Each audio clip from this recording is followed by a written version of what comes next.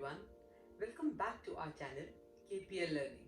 Learning can never exhaust our minds, and hence we at KPL research, design and develop tools for experiential learning in the class. And today I introduce you to Geoboard, a tool, a manipulative that is used for learning geometry, shapes and lots of other concepts. And what's a geoboard? Well, geoboard is a lattice of pegs like this. These are pegs which are fixed on this board. With this board, we give a few rubber bands which are used by the children to make shapes and different patterns by spanning the rubber bands around the pegs and then stretching the rubber bands to make different shapes. Generally, these geoboards are found in every school in the maths lab. These are big, huge geoboards on which the children are supposed to work. Since there are only 1 or 2 geoboards, 4 to 5 children work on each geoboard. That's what happens in a maths lab. But what better can be than having this tool on every child's table? When every child has the geoboard on the table, it becomes very easy for the teacher to make the activities and for the children to do the activities on their own geoboard. And as we know, when the child is doing a hands-on activity, that's the time when the maximum learning happens. In this session, I'm going to talk about how to make the maximum use of this geoboard in teaching of elementary geometry, shapes, patterns and mathematical concepts.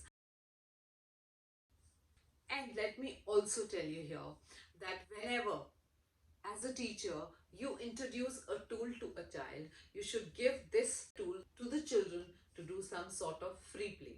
That is, for a few days, let the child just explore the geoboard. And you as a teacher can explain the geoboard to the children. You can start with counting number of pegs. You can also do a few concepts of mathematics before even using the rubber bands, and that is let's say counting or step counting or skip counting. Once your children know about the manipulative, you can now start with the activities. So talking of the first activity, we can say just make random shapes. That is, the children will make any sort of shape from one peg to another peg depending upon what comes in their mind. So you will get an assortment of different random shapes. And it's absolutely okay because we want them to work on their eye-hand-mind coordination.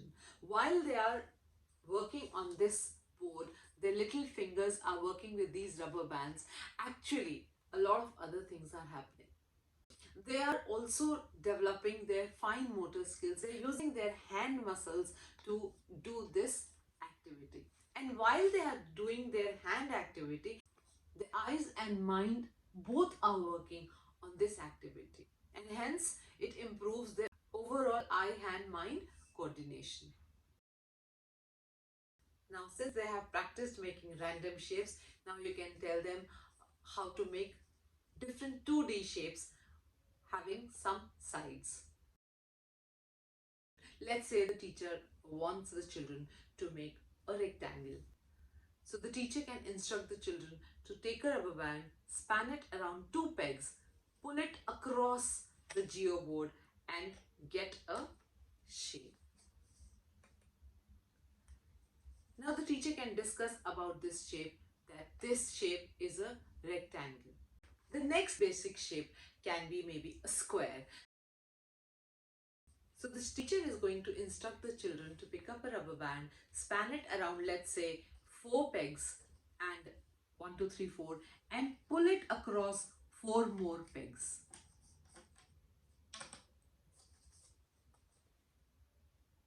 Now she can explain the characteristics of a square. She can talk about the number of sides. She can ask them to count the number of pegs on each side. Depending upon the concept that she has to teach in the class, she can use the geoboard. Now for the very young children who are just learning to learn the shapes, she can just compare 2 shapes. a square and a rectangle.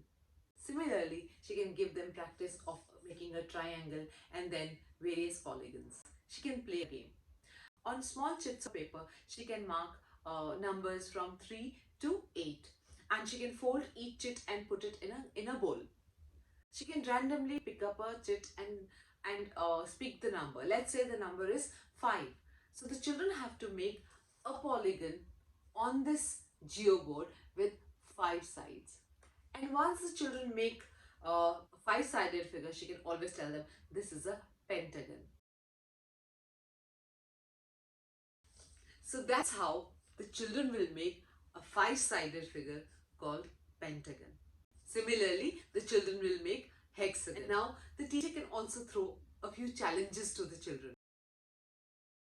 Like, can you make a rectangle using 2 triangles? Can you make a circle using a rubber band on a geoboard? There can be n number of activities by which the teacher can explain the basic shapes. So now let's say the children have enough practice of making 2D shapes on a geoboard. The next activity that she can plan in her class is to make simple shapes. For that, she can make task cards. For example, a hut. So looking at the task card, the children will follow the instructions and make a rectangle first, and then make a triangle on the top of this rectangle. So you can have task cards of different objects, very simple shapes. Let's say a fish, wherein you have 2 triangles. Then you can have kite. You can have a task card on which you can make, let's say, a leaf. So the children copy the task cards, and this is how the children will make a fish on the geoboard. The teacher can introduce making of alphabets on the geoboard and then making of numbers on the geoboard. Let's say alphabet A. So let's say she wants to teach them to make number 4, and we get the number 4. In the same way, she can introduce a lot of numbers on the geoboard. And when the children are doing the activity of forming alphabets and numbers on this geoboard, they are actually developing pre-reading and pre-writing skills. Geoboard activity is an awesome STEM activity. STEM is a pretty hot word these days. And what is STEM? S for science, T for technology, E for engineering, M for maths. And these are all the areas that our children should be exposed to at a very early age.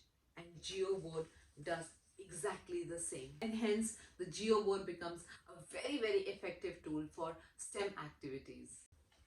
Well, geometry is incomplete if we don't talk about triangles, because geometry revolves around triangles. So let's talk a little bit about triangles. The child knows how to create a triangle on the geoboard. Now, there are various kinds of triangles. For example, she can explain how to make an equilateral triangle, what is an isosceles triangle, or what do you mean by a scalene triangle, and then of course the perimeter of an isosceles triangle, the perimeter of a given equilateral triangle, and so on. Well, these are only a few activities that I have brought today for Geoboard. There can be numerous activities that can be performed with the Geoboard. Lots of concepts, including the geometrical concepts or the mathematical concepts, can be cleared using a Geoboard. Now, it totally depends upon the teacher how she can plan her activities using a Geoboard. And I hope I was able to infect my enthusiasm of using a Geoboard as a maths teacher to those who are watching this session. Thank you so much for watching. We will be uploading more videos on such amazing tools which are on our website. Till then, you can check out our website for different tools for different subjects. You can log into our website, which is www.kpllearning.com. And do connect with us if you want a video on a specific tool. Thank you so much for watching. Stay tuned.